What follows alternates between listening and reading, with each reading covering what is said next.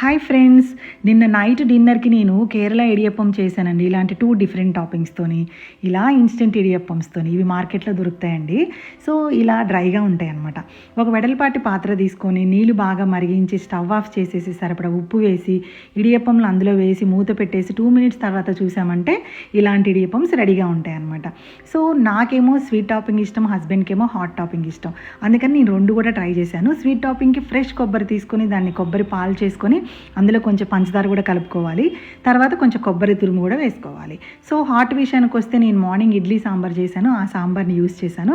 ఇలా 2 గంటలు సాంబార్ వేసేసి దానిలో తురుముకున్న కొబ్బరి కూడా వేసేసి దానిపైన కొత్తిమీర కూడా చల్లామంటే హాట్ ఇడియప్పం రెడీ అయిపోయింది. ఇక స్వీట్ విషయానికి వస్తే 2 గంటల కొబ్బరి పాలు దాని మీద వేసేసి ఇలా కొబ్బరి తురుము వేసుకున్న తర్వాత పనీర్ తురుముకొని వేసుకున్నామంటే చాలా చాలా టేస్ట్గా ఉందండి.